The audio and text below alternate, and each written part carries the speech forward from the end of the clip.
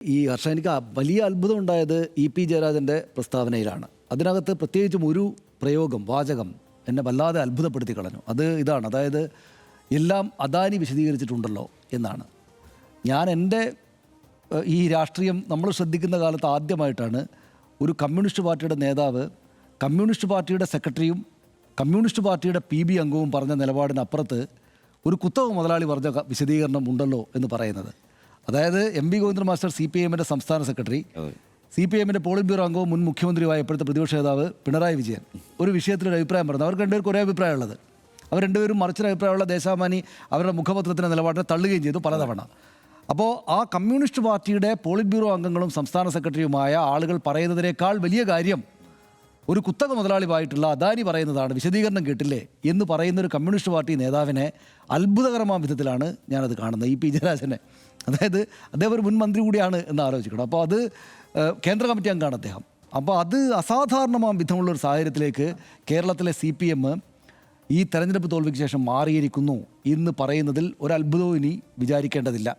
നമ്മൾ ചില കാര്യങ്ങൾ പറയാനായിട്ടുണ്ടോ സമയം എന്ന് വിചാരിക്കുമല്ലോ. ഇപ്പോൾ നമ്മൾ കഴിഞ്ഞ ദിവസം ഞാനും വർഷം ഒരേ നിലപാടെടുത്തല്ലോ, ഒരു 3 മാസമെങ്കിലും VD സതീശനെ വല്ലാത്തതിൽ വിമർശിക്കരുതെന്ന് പറഞ്ഞപ്പോൾ നമ്മൾ ആ നിലപാട് ആ സമയം കഴിഞ്ഞുവെന്ന് അദ്ദേഹം തന്നെയും നമുക്ക് ബോധ്യപ്പെടുത്തിരുന്ന ഒരു രാഷ്ട്രീയ സാഹചര്യം വന്നു.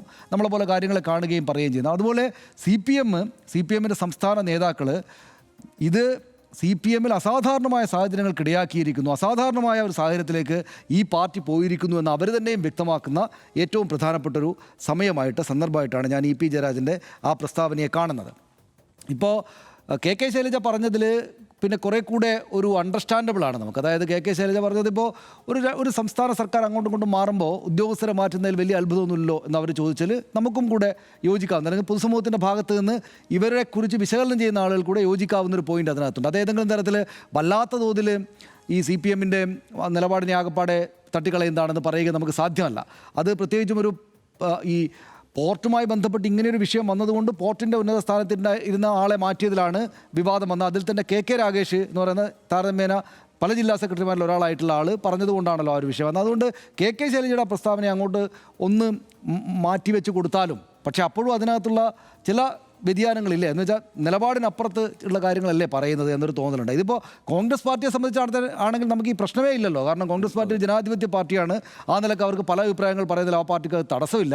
പക്ഷേ ഇവരുടെ പാർട്ടിയുടെ സവിശേഷതയായിട്ട് നാട്ടുകാരോട് ഈ കണ്ട കാലം അത്രയും പറഞ്ഞുകൊണ്ടിരുന്നത് ഞങ്ങൾക്കെല്ലാവർക്കും ഒരേ അഭിപ്രായം ഉണ്ടാവുന്നതാണ്. അവർക്കിടയിൽ അഭിപ്രായ വ്യത്യാസങ്ങൾ വളരെ വലിയ സംഭവങ്ങളുടെ ആന്തരികമായിട്ടുള്ള ഭിന്നതയുടെ പ്രതിഫലനങ്ങളായിട്ടാണ് അവർ സാധാരണ ഇതിൽ പറയുക. അപ്പോൾ ഇ.പി. ജയരാജൻ്റെ ഈ ഒരു അസാധാരണമാം വിധം കമ്മ്യൂണിസ്റ്റ് പാർട്ടി സെക്രട്ടറിയെ തള്ളിക്കൊണ്ട് കുത്തക മുതലാളിയുടെ വിശദീകരണം കേട്ടില്ലേ എന്ന് പൊതുജനത്തോട് പറയുന്ന ഈ കാര്യത്തെക്കുറിച്ച് അങ്ങേയറ്റം അസാധാരണമായൊരു സാഹചര്യം എന്ന് തന്നെ പറയുകയാണ്. ഇതിപ്പോൾ ഇത് ചെറിയ കാര്യമാണെന്ന് ഞാൻ വിചാരിക്കുന്നില്ല. ഇപ്പോൾ 2-3 കാര്യങ്ങൾ ഇതിനകത്തുള്ള ഒന്ന്, അത് VD സതീശൻ മഹാഭാഗ്യവാനാണ് എന്നൊരു കാര്യമാണ്. അദ്ദേഹത്തിന് ഈ സംസ്ഥാനത്തിൻ്റെ രാഷ്ട്രീയ ചരിത്രത്തിലെ ഏറ്റവും കൂടിയ ലീഡിൽ അദ്ദേഹത്തിന് ഭരിക്കാനാകുന്നു. അദ്ദേഹത്തിന് മേൽ തുടരെ സംഗതികൾ വന്ന് വീഴുമ്പോഴും വിവാദങ്ങൾ വന്ന് വീഴുമ്പോഴും അദ്ദേഹത്തിന് തുടരെ യൂട്ടേൺ എടുക്കേണ്ടി വരുമ്പോഴും സംഘടിതമായിട്ട് ഒരു വിമർശനത്തിലേക്ക് പോകാനുള്ള പ്രതിപക്ഷം അപ്പുറത്തില്ല എന്നത് ഇതോടുകൂടി എസ്റ്റാബ്ലിഷ്ഡ് ആയി കഴിഞ്ഞു. അതായത് ഞങ്ങൾക്കൊക്കെ മറ്റഭിപ്രായങ്ങളുണ്ട് കേട്ടോ മുഖ്യമന്ത്രി VD സതീശൻ എന്നൊരു അഭിപ്രായം കൂടെയാണ് ഈ നേതാക്കൾ, പ്രത്യേകിച്ച് ഇ.പി. ജയരാജനെ പോലുള്ള ആളുകൾ അന്തരീക്ഷത്തിലേക്ക് പ്രക്ഷേപണം ചെയ്യുന്നത്. പിന്നെയുള്ളത് KK രാഗേഷ്. CPMൻ്റെ 14 ജില്ലാ സെക്രട്ടറിമാരിൽ ഒരാളാണ് എന്ന് നമുക്കറിയാം. അദ്ദേഹം അവിടെ മുഖ്യമന്ത്രിയുടെ ഓഫീസിൽ പദവി വഹിച്ചിരുന്നെങ്കിൽ പോലും പക്ഷേ അസാധാരണമാം വിധം പാർട്ടിയുടെ സംവിധാനങ്ങൾ ആകപ്പാടെയും പ്രതികരിക്കേണ്ടുന്ന സ്ഥലങ്ങളിലെല്ലാം KK രാഗേഷ് നമ്മൾ കാണുന്നുണ്ട്. സാധാരണഗതിയിൽ അദ്ദേഹത്തിൻ്റെ സീനിയോറിറ്റിക്കും മുകളിലുള്ള നിലപാടുകൾ അദ്ദേഹം എടുക്കുന്നതായിട്ട് കാണാണ്. അത് നേരത്തെ നമ്മൾ CPM എന്താണ് അവരുടെ പരാജയ കാരണം എന്നത് CPM ചർച്ച ചെയ്ത് കമ്മിറ്റികളിൽ നിന്ന് അഭിപ്രായം സ്വരൂപിക്കുമ്പോൾ തന്നെ ആ പരാജയ കാരണം ഇന്നതാണെന്ന് KK രാഗേഷ് പ്രസംഗിച്ചു. അതിനകത്താണുള്ള ന്യൂനപക്ഷങ്ങൾ ഒന്നു ചേർന്നു എന്നൊക്കെ പറഞ്ഞ പരാമർശം ഉണ്ടായത്. അത് ആ കാലത്ത് വിവാദമായി. ഇതിപ്പോൾ ഈ സംഭവത്തിലാണെങ്കിലും അദ്ദേഹം സാധാരണയിൽ പറയേണ്ടതില്ലാത്ത, ഇന്നലെ നമ്മൾ VD സതീശൻ ഇക്കാര്യത്തിൽ വിമർശിച്ചത് ആർക്കും പറയാൻ അവകാശമുണ്ട്. ഇപ്പോൾ എനിക്കും ഹർഷനും ഒക്കെ പറയാം, നാട്ടുകാർക്കെല്ലാം പറയാം. കാരണം വിഴിഞ്ഞ വന്നത് VD സതീശൻ്റെ മാത്രം സ്വത്തല്ല, നമ്മുടെ എല്ലാ സ്വത്താണ്. അതുകൊണ്ട് ആർക്കും അഭിപ്രായം പറയാം. പിന്നെ അദ്ദേഹത്തിനകത്ത് വേറൊരു തരം ഒരു ശരിയല്ലാത്ത പരാമർശം കൂടെയുള്ളതുകൊണ്ടാണ് നമ്മളതിനെ വിമർശിച്ചത്. പക്ഷേ KK രാഗേഷ് CPMനാണെങ്കിൽ അഭിപ്രായം പറയുന്നത് അങ്ങനെയല്ലോ, എല്ലാവരും കൂടെ ചേർന്നിട്ടൊരു കാര്യം എടുത്തിട്ട് അത് ഒരാൾ പറയുക എന്നുള്ളതല്ലേ. അപ്പോൾ അത് അങ്ങനെ ഏൽപ്പിക്കപ്പെടാത്ത ഒരാൾ പറഞ്ഞതിലുള്ള അഭംഗിയും അനൗചിത്യവും ഒക്കെ അവിടെ ഉണ്ട് എന്ന് നമ്മൾ കാണുന്നുണ്ട്. അപ്പോൾ KK രാഗേഷ് അങ്ങനെ ചെയ്യുന്നു. കണ്ണൂരിൽ തന്നെയുള്ള കെ ശൈലജ, അതിലിപ്പോൾ എന്താ കാര്യമുള്ളത്? പിന്നെ ദിവ്യ സയ്യരെ മാറ്റുന്നത് അവരെ അങ്ങോട്ടും ഇങ്ങോട്ടൊക്കെ മാറ്റുമല്ലോ എന്ന് അതിനെ തള്ളിക്കളയുന്നു. ഇ.പി. ജയരാജൻ സംസ്ഥാന സെക്രട്ടറിയെയും പോളിറ്റ് ബ്യൂറോ അംഗത്തെ തന്നെയും ഇതുപോലെ പ്രമാദമായൊരു വിഷയത്തിൽ മറികടന്ന് ഈസിയായിട്ട് മുന്നോട്ട് പോകുന്നു. അപ്പോൾ ആകപ്പാടെ ഇ.പി. ജയരാജൻ്റെ കാര്യത്തിൽ എനിക്ക് ഒരല്പം കടന്ന് ഒരു കാര്യം തോന്നിയത് ഹർഷ, അതായത് ഇ.പി. ജയരാജൻ ഒരുപക്ഷെ അദ്ദേഹത്തിന് ഒരു ചെറിയ റിഗ്രറ്റ് ഉണ്ടാവാൻ സാധ്യതയുണ്ടെന്ന് എനിക്ക് തോന്നുന്നു. കാരണം അദ്ദേഹം ഈ തെരഞ്ഞെടുപ്പിന് മുമ്പ് തന്നെയും ചെറിയ ബുദ്ധിമുട്ടൊക്കെ ഉണ്ടായിരുന്നല്ലോ അദ്ദേഹത്തിൻ്റെ വീട്ടിൽ പ്രകാശ് ജാവ്ദേക്കർ പോയി എന്ന പോലുള്ള വിവാദങ്ങൾ നമ്മുടെ ഓർമ്മയുണ്ട്. ഇപ്പോൾ ഈ പാർട്ടിയുടെ സംവിധാനത്തിനകത്ത് നിന്ന് ടി.കെ. ഗോവിന്ദൻ, വി. കുഞ്ഞികൃഷ്ണൻ, ജി. സുധാകരൻ, ഇങ്ങനെ 3 പ്രധാനപ്പെട്ട ലെയറിലുള്ള ഒരു സംസ്ഥാനതല നേതാവായിട്ടുള്ള ജി. സുധാകരൻ, ജില്ലാതല നേതാവായിട്ടുള്ള ടി.കെ. ഗോവിന്ദൻ, ജില്ലാതല നേതാവാണെങ്കിലും ഒരല്പം പ്രാദേശിക ഭാഗത്തുള്ള കുഞ്ഞികൃഷ്ണൻ, 3 പേര് അവരെടുത്ത തീരുമാനമായിരുന്നു ശരിയെന്ന് ഇദ്ദേഹം ഇ.പി. ജയരാജൻ ഇപ്പോൾ പെട്ടെന്ന് മനസ്സിലാക്കുകയാണ്. അതായത് ഈ പാർട്ടിക്കപ്പുറത്തേക്ക് ചില നിലപാടെടുത്താൽ ജനം അംഗീകരിക്കുന്ന ഒരു നില ഇപ്പോൾ CPI-നെ ചുറ്റിപ്പറ്റിയിട്ട് വന്നിട്ടുണ്ട് എന്നൊരു കാര്യം ഇവർക്ക് മനസ്സിലാവുകയാണ്. അപ്പോൾ അദ്ദേഹത്തിൻ്റെ റിഗ്രറ്റ് കൂടെ ഒരു തെരഞ്ഞെടുപ്പ് കഴിഞ്ഞാലും സാറില്ല, ഞാനിപ്പോൾ CPM-നെതിരെ ഒന്ന് നിന്നാൽ ഒരു ജനപ്രിയത വരാനുണ്ട് എന്നൊരു പക്ഷേ അദ്ദേഹം കണ്ടിട്ടാണെന്ന് ഞാൻ വിചാരിക്കുന്നുണ്ട്. കാരണം അല്ലാതെ ഇപ്പോൾ ഈ അദാനിയുമായി ബന്ധപ്പെട്ട വിഷയത്തിൽ ഒരു പ്രധാനപ്പെട്ട വിഷയമായിട്ട് വളരുകയും ദേശാഭിമാനിക്കെതിരായിട്ട് ഇവർ ശക്തമായുള്ള നിലപാടെടുക്കുകയും ഇ.പി. ജയരാജൻ പോലും ഏറ്റവും പ്രധാനപ്പെട്ട ഒരിക്കൽ പോലും വിയോജിപ്പ് രേഖപ്പെടുത്തിയിട്ടില്ലാത്ത പിണറായി വിജയൻ തന്നെ ഇങ്ങനെ നിൽക്കുമ്പോൾ, പക്ഷേ പിണറായി വിജയൻ ക്ഷീണിതനാണെന്നും എം.വി. ഗോവിന്ദൻ മാസ്റ്റർ ക്ഷീണിതനാണെന്നും ഈ പാർട്ടിയുടെ അപ്പുറത്തേക്ക് നിന്ന് പാർട്ടിയെ വിമർശിച്ചുകൊണ്ടുള്ള നിലപാടെടുത്താൽ ഇപ്പോൾ ഒരു ജനപ്രിയത വരാനുണ്ടെന്നും വൈകിട്ടാണെങ്കിലും ഇ.പി. ജയരാജൻ മനസ്സിലാക്കിയിരുന്നു. ജി. സുധാകരൻ നേരത്തെ മനസ്സിലാക്കി, ടി.കെ. ഗോവിന്ദൻ നേരത്തെ മനസ്സിലാക്കി, അവരതിന് ഡിവിഡൻഡും ഉണ്ടാക്കി, വിജയവും ഉണ്ടാക്കി. പക്ഷേ ഇദ്ദേഹത്തിന് വൈകിട്ടാണെങ്കിലും മനസ്സിലാക്കിയിരിക്കുന്നു എന്ന ഒരു പോയിന്റ് കൂടെ വെച്ചിട്ടാണ് ഞാനതിനെ മനസ്സിലാക്കുന്നത്. അല്ലാതെ വിഴിഞ്ഞം കാര്യത്തിൽ എന്തോ അദാനിയുമായിട്ട് അദ്ദേഹത്തിന് എന്തോ കൂടുതൽ ബന്ധമുള്ളതുകൊണ്ടൊന്നുമല്ല. ഈ കാര്യത്തിൽ എനിക്ക് കിട്ടാവുന്ന ഒരു നിലപാട് ഞാൻ എടുത്തേക്കാം എന്നാണ് അദ്ദേഹം വിചാരിക്കുന്നത് എന്ന് തോന്നുന്നു. പക്ഷേ ഈ പാർട്ടി ചെന്നപ്പെട്ടിരിക്കുന്ന ഒരു പ്രതിസന്ധി എന്നുള്ളത് എത്രമാത്രം വലുതാണ് എന്നുള്ളത് ഹർഷ, നമ്മൾ 1-2 പ്രസ്താവനകൾ അതുകൂടെ ഞാൻ പറഞ്ഞു നിർത്താം. ഒന്ന്, ജി. സുധാകരൻ വന്നിട്ട് എം.വി. ഗോവിന്ദൻ മാസ്റ്ററെ CPM-ന്റെ സംസ്ഥാന സെക്രട്ടറിയെ വർഗവഞ്ചകൻ എന്ന് വിളിച്ചു. ജി. സുധാകരൻ ആദ്യം മുതൽ തന്നെ വിമർശനമാണ്, ഇപ്പോൾ അപ്പുറത്താണ്, എല്ലാം ഉണ്ട്. പക്ഷേ എന്നാലും നമ്മൾ പരിചയമുള്ള CPIM എന്ന് പറയുന്ന പാർട്ടി അവരുടെ സംസ്ഥാന സെക്രട്ടറിയെ ആരെങ്കിലും വന്നിട്ട് ഇങ്ങനെ വിമർശിച്ചാൽ, വർഗവഞ്ചകൻ എന്നൊക്കെ പറഞ്ഞാൽ നമ്മൾ കേൾക്കുന്ന പോലെയല്ല, അവരുടെ പദാവലിയിൽ ഏറ്റവും എക്സ്ട്രീമായിട്ടുള്ള ചീത്ത വിളിയാണ്. അപ്പോൾ അങ്ങനെ വിളിച്ചിട്ട് പോലും ഒരു അനക്കവും നമ്മൾ കേൾക്കുന്നില്ല, അല്ലേ? ഒരു അനക്കവും ഇല്ല. ഒരു CPM-ന്റെ സംസ്ഥാന സെക്രട്ടറിയെ ഈ മട്ടിലൊരു അധിക്ഷേപം നടത്തിയിട്ട്, ഞാൻ പറയുന്നത് പൊതുസമൂഹത്തിൻ്റെ ഭാഷയിൽ അധിക്ഷേപമല്ല, ഞാനത് വിശദീകരിച്ചു കഴിഞ്ഞു. അങ്ങനെ ഇത്ര വലുതായിട്ടുള്ളൊരു അധിക്ഷേപം നടത്തിയിട്ട് ഒരു അനക്കവും ഇല്ല, ഒരു ഇളം തെന്നൽ വന്നു പോയതുപോലുള്ളൊരു അന്തരീക്ഷമാണ് കേരളത്തിലാകെ. ഇത് നമ്മളിതിനെ സമഗ്രമായിട്ട് പരിശോധിച്ചാൽ, നമ്മൾ കേരള രാഷ്ട്രീയത്തിൻ്റെ സമഗ്രതയിൽ പരിശോധിച്ചാൽ ഈ പാവപ്പെട്ട മനോരമ പത്രമൊക്കെ ഇവരെ എന്തെങ്കിലും എഴുതി കഴിഞ്ഞാൽ എന്തുമാത്രം വലിയ അറ്റാക്കായിരിക്കും ഉണ്ടായിരിക്കുക. മനോരമ എന്ന് മാത്രമല്ല, നമ്മുടെ ഓർമ്മയിലുണ്ടല്ലോ ഇപ്പോൾ VS അച്യുതാനന്ദൻ്റെയും പിണറായി വിജയൻ്റെ ഒക്കെ ഈ വിഭാഗീയത കൊടികുത്തിയ കാലത്ത് ഈ പറയുന്ന സംഭവങ്ങളെക്കുറിച്ച് ആരെങ്കിലും എന്തെങ്കിലും പറഞ്ഞാൽ എന്തൊക്കെയായിരുന്നു CPIM ഏത് വിധത്തിലായിരുന്നു എതിർക്കുക. പക്ഷേ ഇവർ അസാധാരണമാം വിധം ശാന്തത കളിയാടുകയാണ്. അതുകൊണ്ട് അവസാനിച്ചോ? ജി. സുധാകരൻ അങ്ങനെ, വി രാജേഷ് താരതമ്യേന ചെറുപ്പക്കാരനായിട്ടുള്ള ഈ സംസ്ഥാനത്ത് 3 MLA-മാർ മാത്രമുള്ള BJP എന്ന പാർട്ടിയുടെ തിരുവനന്തപുരത്തെ മേയർ ഈ CPM-കാർ വന്നിട്ട് മാലിന്യം കൊണ്ടുവന്നിട്ടാണ് തിരുവനന്തപുരത്ത് എഴുതി എന്ന് പറഞ്ഞു. ഇന്നലെ വിശദമായിട്ട് പറഞ്ഞു മാലിന്യം കൊണ്ടുവന്നിട്ട് ഒരാൾ പറയുന്നത് കേട്ടോ. സംഗതി അദ്ദേഹം പിന്നെ താരതമ്യേന ഈ അധികാര പദവിയിൽ തുടക്കക്കാരനാണെങ്കിലും BJP രാജ്യം ഭരിക്കുന്ന പാർട്ടിയല്ലേ, രാജ്യം ഭരിക്കുന്ന പാർട്ടിയുടെ ഈ സംസ്ഥാന തലസ്ഥാനത്തെ മേയർ CPM-കാർ മാലിന്യം കൊണ്ടുവന്നിടുന്നു എന്ന് പറഞ്ഞപ്പോൾ എവിടെയെങ്കിലും കേട്ടോ?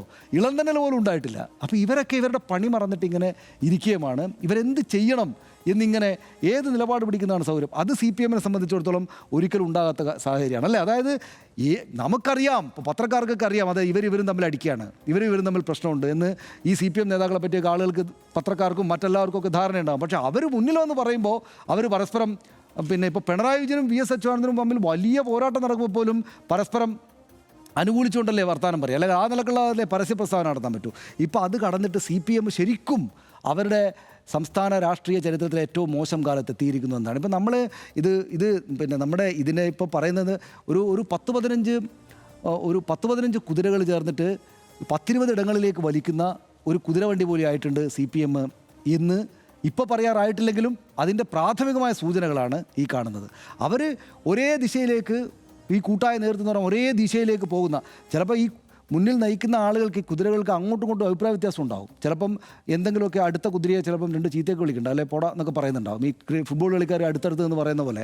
പക്ഷേ അവരെല്ലാവരും ഒരു ദിശയിലേക്കേ വണ്ടി ഓടിക്കാറുള്ളൂ. പക്ഷേ ഇപ്പോൾ അത് മറികടന്നോ എന്നൊരു തോന്നലുണ്ടാക്കുന്ന മട്ടിലാണ് ഇവരുടെ വർത്തമാനം നടക്കുന്നത്. പിന്നെ ഒരു കാര്യം കൂടെ പറഞ്ഞു നിർത്തി, ഇതെല്ലാം അതിശയോക്തിയാണ് ഞാൻ പറയുന്നത് എന്ന്, അല്ലെങ്കിൽ കുറച്ച് കടന്നുള്ള വർത്തമാനമാണ്, കുറച്ചുകൂടി കഴിഞ്ഞിട്ട് പറഞ്ഞാൽ പോരെ എന്ന് തോന്നാവുന്ന വർത്തമാനമാണ്. പക്ഷേ നമ്മൾ ആദ്യ സൂചനകൾ കണ്ടെത്തുക എന്നുള്ളതും കൂടെ രാഷ്ട്രീയ നിരീക്ഷകരുടെ ഒരു ദൗത്യമായതുകൊണ്ട് ഞാൻ പറയാണ്. ഈ മഹാഭാരത യുദ്ധത്തിൻ്റെ ഒടുവിൽ ഈ കൗരവർ അവർ മരിച്ചു പോകുന്ന, കൗരവരല്ലേ ആണെന്ന് തോന്നുന്നു അല്ലേ, അതായത് മരിച്ചു പോകുന്നത് ഈ ദർഭപ്പുല്ലുകൾ കൊണ്ട് അങ്ങോട്ടും ഇങ്ങോട്ടും അവസാനം യദുകുലം യാദവകുലം തമ്മിലടിച്ച് തീരുന്നത്, അത് കൗരവരല്ല, യാദവകുലം തമ്മിലടിച്ച് തീരുന്നത് ഈ ദർഭപ്പുല്ലുകൾ പരസ്പരം ചെയ്തിട്ടാണ്, ഇവർ അങ്ങോട്ടും ഇങ്ങോട്ടും അടിച്ചിട്ടാണ്. അത് മഹാഭാരതം എന്ന് വെച്ചാൽ വളരെ പ്രധാനപ്പെട്ട ഒരു സംഗതിയാണല്ലോ. അപ്പോൾ അതിനകത്ത് ലോകത്തിൻ്റെ തന്നെ ചരിത്രം അങ്ങനെയാണ്. അതായത് ഏത് വലിയ സംവിധാനങ്ങളും അത് മനുഷ്യർ കൂട്ടായി നിൽക്കുന്ന സംവിധാനങ്ങൾ ഒടുവിൽ പ്രശ്നത്തിലാകുന്നത് അവർ പരസ്പരം പ്രശ്നം ഉണ്ടാകുമ്പോഴാണ്.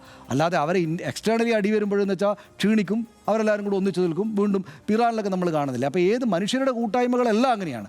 പക്ഷേ ഇവിടെ ഈ മറ്റേ ദർഭപ്പുല്ലുകൾ ആളുകൾ ഊരിയെടുക്കുകയാണോ, ഇ.പി. ജയരാജൻ അദ്ദേഹത്തിൻ്റെ മെല്ലെ ദർഭപ്പുല്ലെടുത്തിട്ട് കയ്യിൽ വെച്ചിരിക്കുന്നതാണോ എന്ന് സംശയം തോന്നുന്ന നിലയിലേക്ക് കാര്യങ്ങൾ പോയി.